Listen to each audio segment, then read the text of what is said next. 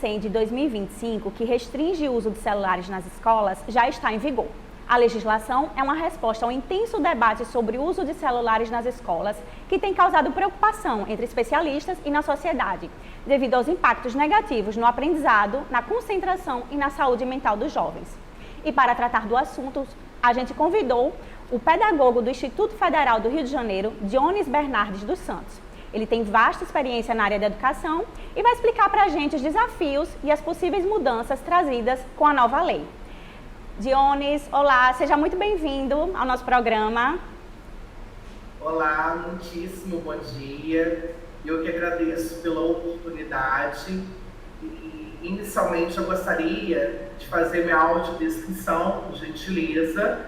Eu sou um rapaz jovem, de cabelo preto, barba preta, estou usando óculos preto.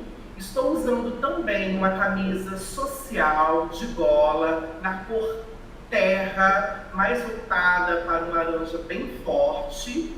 Sou um rapaz que me autodeclaro branco e, ao meu fundo, desfocado, está a cortina da minha sala de estudos. Eu acho que é super válido, Dionis, a gente começar, com a questão da acessibilidade, Eu sou uma mulher jovem, jornalista, 36 anos, cabelos castanhos, me declaro também como branca, estatura mediana. Estou vestindo uma calça coterra e uma blusa preta. Dionis, para começar, eu queria saber de você quais os impactos que a nova lei vem causando no ambiente escolar e quais os principais desafios a serem enfrentados.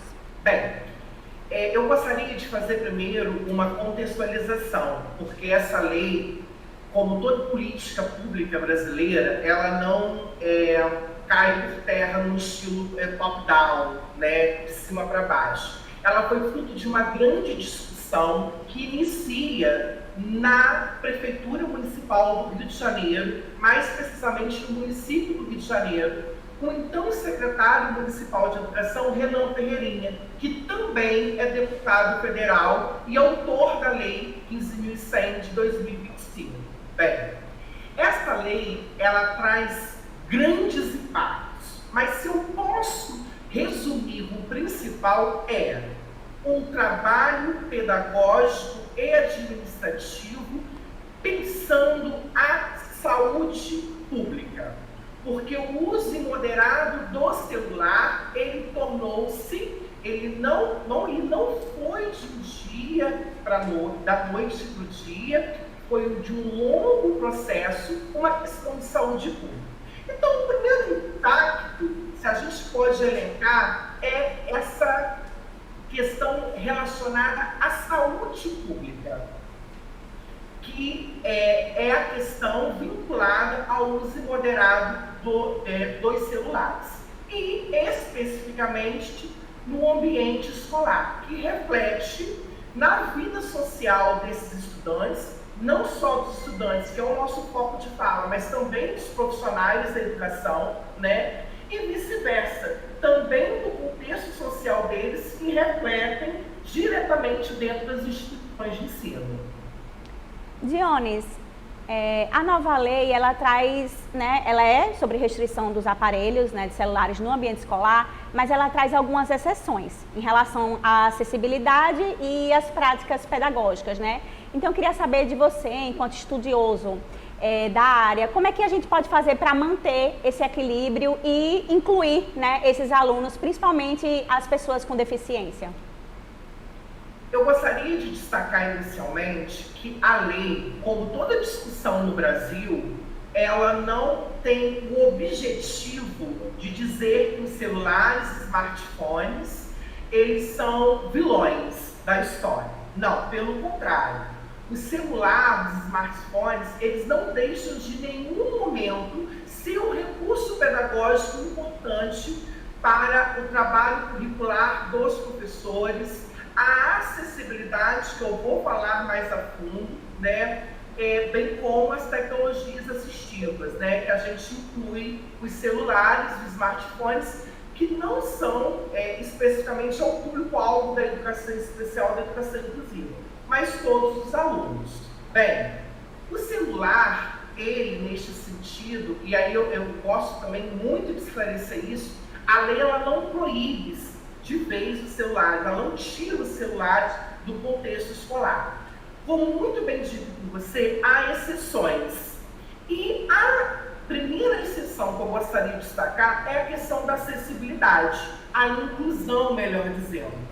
E também para atender a questão de saúde dos estudantes e assegurar alguns direitos fundamentais.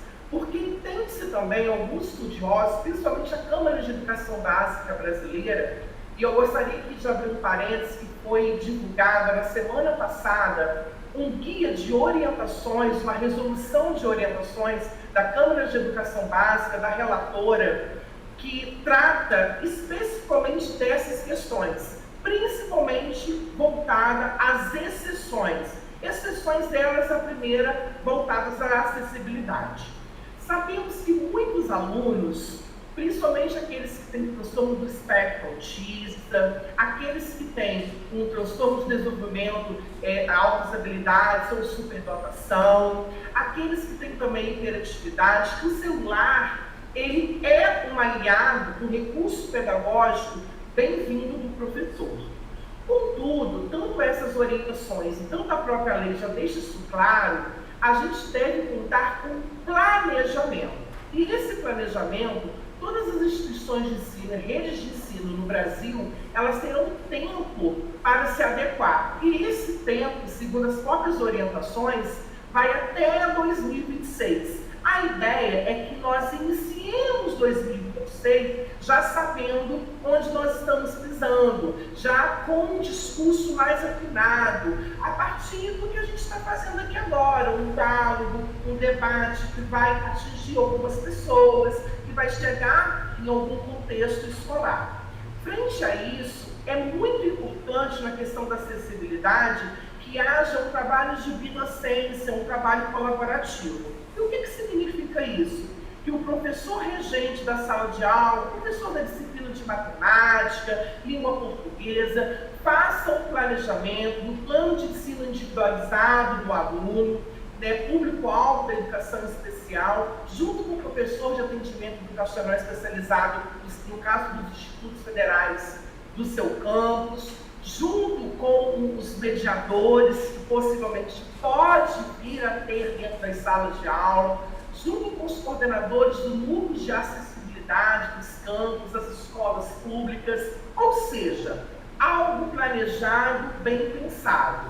E aqui eu não estou me restringindo só aos alunos que têm algum tipo de laudo, não, mas sim os alunos que necessitam, a partir de uma avaliação da direção de ensino, dos coordenadores de curso, das coordenações técnico-pedagógicas, dos NAPs, que a maioria dos institutos federais, uma vez que eu estou dialogando de instituto para instituto, a nomenclatura geralmente é NAP, né? Dos NAPs. E aí houve-se uma discussão pedagógica e viu-se a necessidade planejada, organizada do celular, do smartphone como recurso. Ok, a ideia é essa, é que haja uma intenção pedagógica, um objetivo pedagógico, porque senão a gente continua a reproduzir um quadro que hoje é agravante.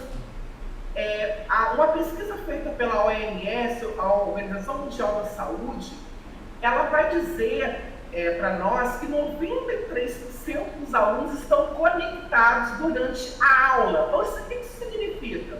Que eles estão conectados enquanto eles estão nas redes sociais, conectados, não é com o celular, com a internet, smartphone, conectados mesmo, online, né, durante a aula do professor, e aí seja qualquer professor.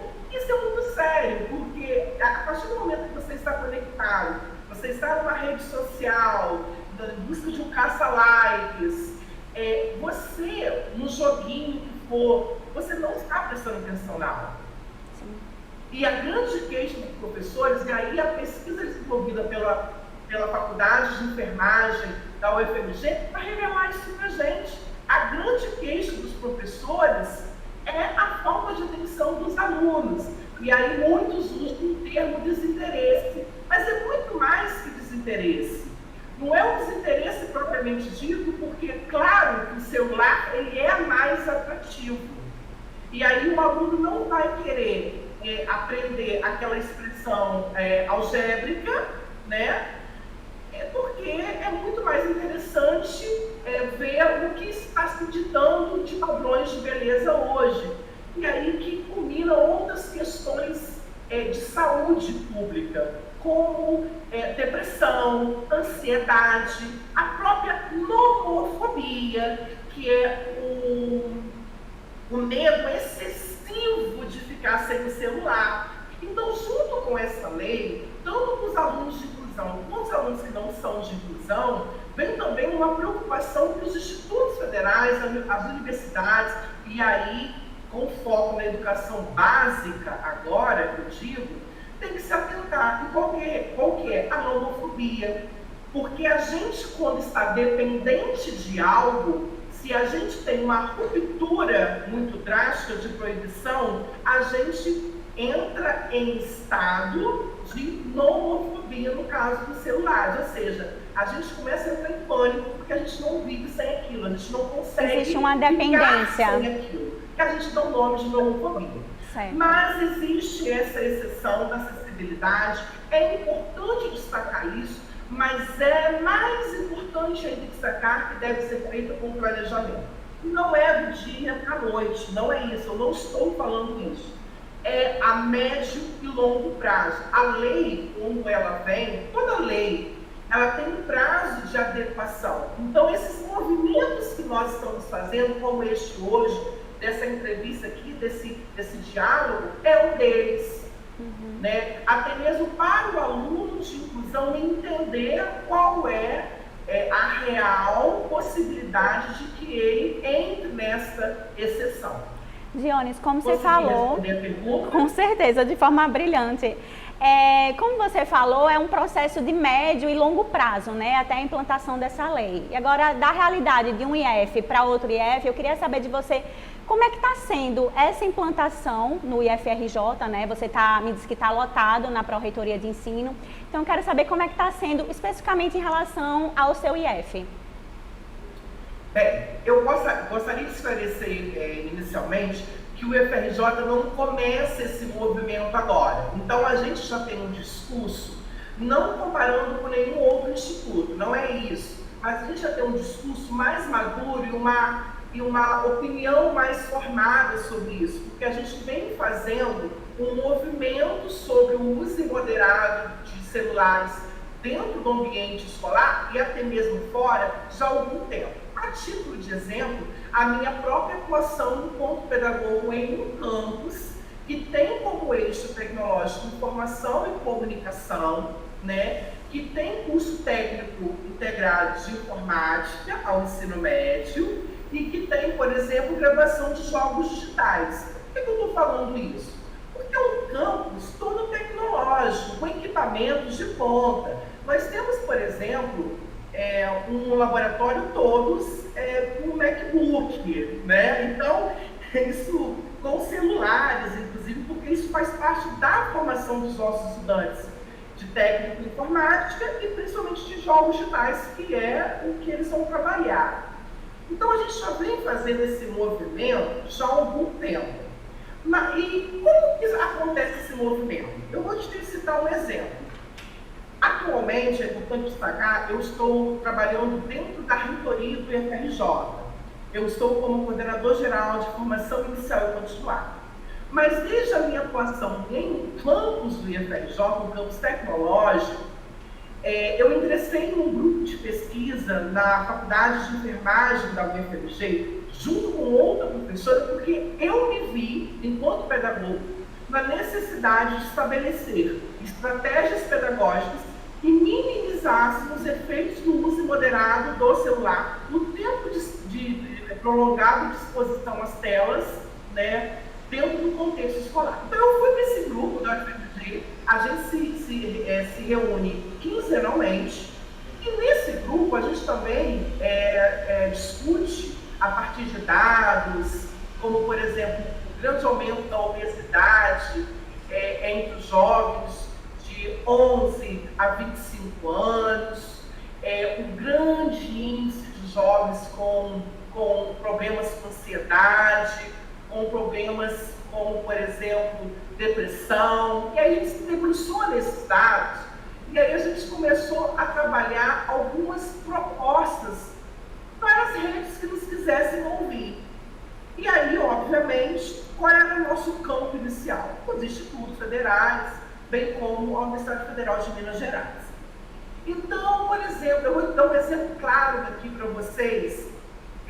A gente começou a trabalhar a conscientização com pequenos vídeos que a gente colocava em televisores, na entrada do instituto, sobre as consequências do uso moderado do celular. Para isso, a gente fez um trabalho interdisciplinar com a coordenação de saúde dos campos. E aí a coordenação de saúde, entendendo que isso é uma questão de saúde pública também, trabalhava junto com a gente na produção desses vídeos de conscientização. E aí era muito bacana que quando o aluno se conectava à internet do nosso campus, ele via o vídeo, ele tinha que ver o vídeo de conscientização. Nós fizemos nos intervalos para o aluno que quisesse momentos de yoga, por exemplo, né? Momentos de meditação, por exemplo, e aí a gente fez parcerias com outras instituições que tinham essa proposta. A gente não instituiu aula disso, não foi isso. O aluno que quisesse, ele participava. Nós começamos a oferecer reuniões pedagógicas para os responsáveis, muitas, sobre como trabalhar a questão do celular, do tempo do celular em casa. Por exemplo, nós pegamos uma pesquisa do TIC Kids, ou seja, tecnologias para a infância no Brasil, recomendo fortemente, que recomenda, por quê? Que a gente fique no máximo, o jovem, o adolescente, de 2 a 3 horas com exposição às telas. O jovem fica de 9 a 12. É assustador. Muito. A diferença é mais que o dobro, né? É o triplo, né? O quadro. E aí a gente falava, a gente começou a fazer um trabalho de conscientização com os responsáveis, tanto presencialmente, em reuniões presenciais, quanto remotamente. Olha, nesse tempo está incluso o tempo de pesquisa das atividades escolares dos alunos. Como que vocês podem trabalhar isso? E aí a gente fazia cartilhas, a gente fazia vídeos de orientação, e aí eu estou falando agora com as famílias.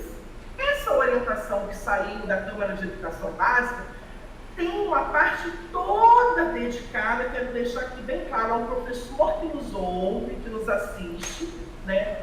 Tem várias orientações de como as instituições, redes, né, de ensino podem proceder com a família. O que eu estou trazendo aqui são exemplos, esse é um deles. E aí esse foi o movimento com a família. Com os professores, o próprio planejamento dos professores tinham que contemplar essa questão do uso imoderado a gente colocou lá como exposição prolongada às telas. Por que exposição prolongada às telas? Porque a gente entendeu que não era só o celular, os smartphones, mas principalmente os alunos da graduação, de jogos digitais, era o próprio computador, né, o próprio notebook, os próprios aparelhos móveis, como por exemplo o notebook, né, um tablet, etc. Então a gente colocava lá no campus e o professor tinha que trazer essa abordagem de forma interdisciplinar e transdisciplinar para a sua aula, essa questão do uso moderado de celulares. O que nós conseguimos com isso? A gente conseguiu que os alunos começaram a pedir, por exemplo, mesas de ping-pong. E aí no início a gente não tinha, eles improvisavam ou a gente improvisava. Eles começaram a trabalhar mais, a jogar bola, eles começaram a trabalhar eles, não foi nós. E eu estou falando de alunos de ensino médio, alunos de graduação. Começaram a instituir dinâmicas no contexto, dentro do campus, E aí, a médio e longo prazo, a gente conseguiu, né, minimizar esse tempo de exposição prolongada às células, principalmente dentro do contexto escolar. O fora ainda é um desafio para nós. Dionis, eu vou pegar esse gancho, né, que você falou do sair para jogar, etc. Eu sou dessa época, né? Eu sou dessa época de que a gente ia para o recreio, a gente ia brincar, a gente ia socializar. E aí a gente vem para uma época mais recente agora, geração da minha sobrinha, por exemplo. Smartphone, a falta de socialização entre os pares. E aí eu queria que você falasse um pouquinho como é que você enxerga essa questão das relações sociais daqui em diante. Um dos grandes motivos, e a Faculdade de Enfermagem da UFMG, ela prova isso, né? Um dos grandes motivos da depressão, do isolamento social, é o uso imoderado de celulares, tanto dentro quanto fora da escola. Um dos motivos que justificam a existência da escola são as interações sociais. E a gente estava perdendo isso. E eu costumo dizer, enquanto pedagogo, que interações sociais, ela não é só importante na educação infantil, para a gente entender que a gente tem que pedir uma coleguinha emprestado, não. Ela é ao longo da vida, tanto quanto a própria educação em si, que ela acontece ao longo da vida. Então, o que eu estou querendo dizer com isso? Que as interações sociais, elas são importantíssimas para a construção do conhecimento e para o nosso crescimento em todos os sentidos, desde andar ereto, que as interações sociais é que faz com que a gente ande ereto, né, em pé, até a questão da própria comunicação.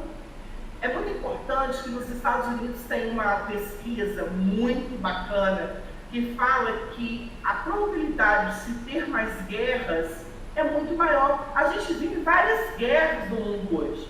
A gente tem as que são veiculadas e as que não são veiculadas, porque existem várias que não são, inclusive na África, muitas acontecendo neste momento, por falta de interação, por falta de comunicação. A falta de comunicação, ela gera uma série de fatores, principalmente dentro da saúde mental. A interação social, ela é fundamental. E o que nós, enquanto instituição formadora, estamos fazendo para isso? Eu acho que o primeiro passo é o governo fazer a parte dele, que é trazer uma lei que regula o uso de celulares dentro do contexto escolar. É louvável, mas vem tarde. Se a gente pegar em comparação aos outros países, o Brasil não vem na vanguarda, ele vem na retaguarda. O Renan Ferreirinha, que é o propositor dessa lei, ele estuda em Harvard. Lá em Harvard se discute essa questão desde o final da década de 80. E a gente está sentando hoje para discutir em 2025 no Brasil, né?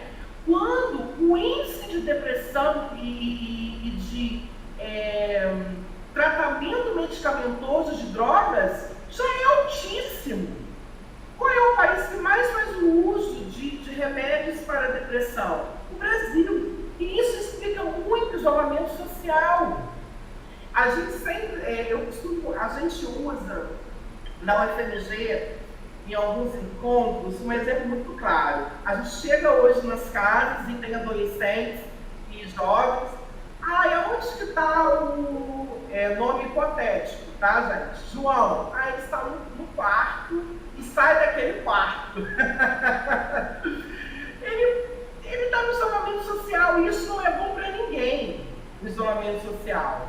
Isso não é bom para ninguém. As instituições de ensino, com essa lei, estão se mexendo. Eu já trouxe alguns exemplos aqui que o EPRJ promove, mas ainda é muito pouco. E eu costumo dizer que ainda é muito pouco a gente restringir isso ao ambiente escolar, porque os alunos no Brasil ficam muito pouco tempo, em comparação aos outros países, dentro do contexto escolar. Então a gente tem as nossas limitações, a gente não vai resolver tudo.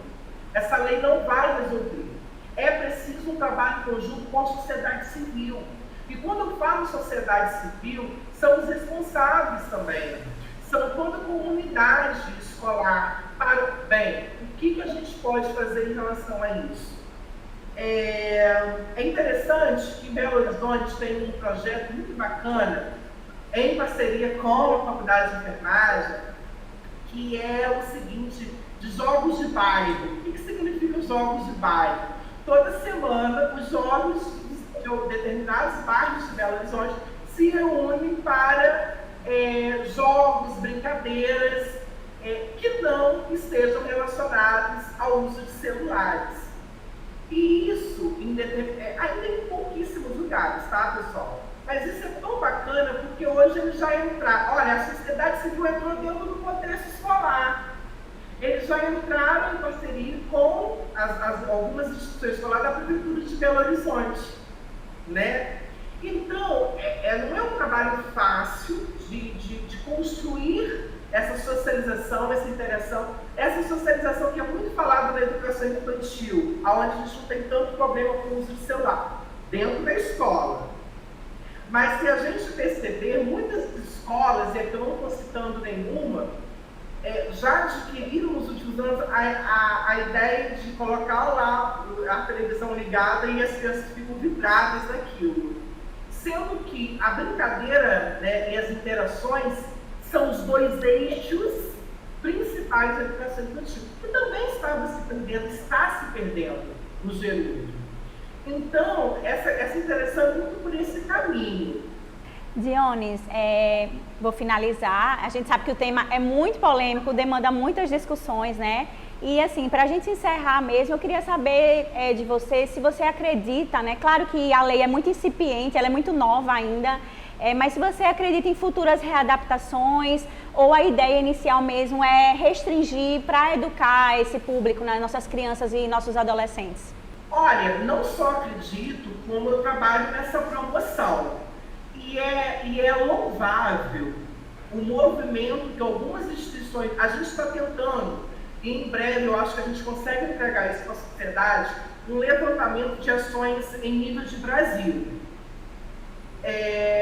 A gente tem observado um movimento muito interessante dos sistemas de ensino, das redes de ensino, em relação à Lei 15.100 de 2025.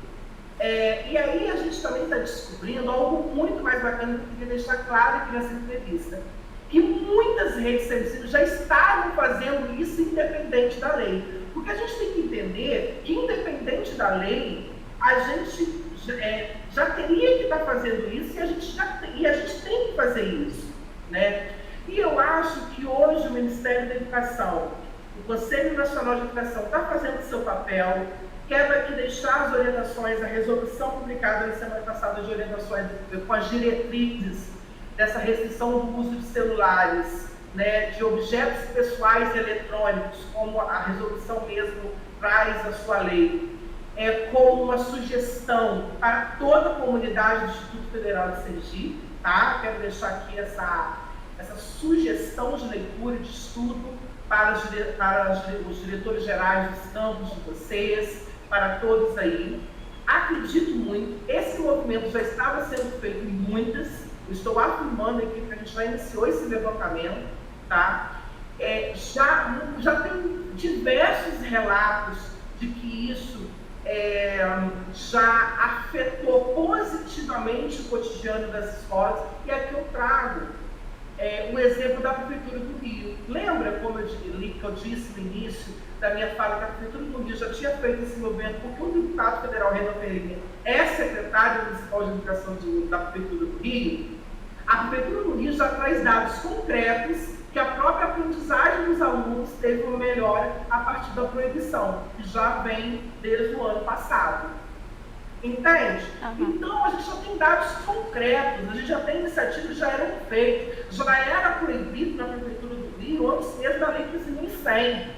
Então, não é só possível, como muito viável. Não estou dizendo aqui, naturalizando que é algo simples, porque virou questão de saúde pública, eu quero deixar isso bem claro aqui, mas é muito possível, principalmente nos institutos federais que têm uma estrutura que favorece muitas das vezes serviços de saúde, né? É claro que a gente poderia ter mais servidores em alguns setores, mas eu acredito que estamos no caminho certo. E o caminho certo né? É isso aqui, a gente dedicar um tempo com servidores públicos a dialogar, a falar um pouquinho de experiências de outros espaços, pesquisas de outros espaços, para aqueles que nunca ouviram falar, porque muitos nunca ouviram falar sobre isso, e para que a gente possa ampliar mais ainda o debate. Dionis, eu quero agradecer sua participação, assim, foi de grande valia. Você trouxe a temática de uma forma muito didática, né, pra gente, e eu tenho certeza que vai ser um material riquíssimo, não só para a nossa comunidade, né, na web, já vai estar na internet, né? Então é isso, Dionis, obrigada, desejo uma ótima apresentação no Encontro Pedagógico e até uma próxima. Eu que agradeço pela oportunidade, Instituto Federal de Sergipe.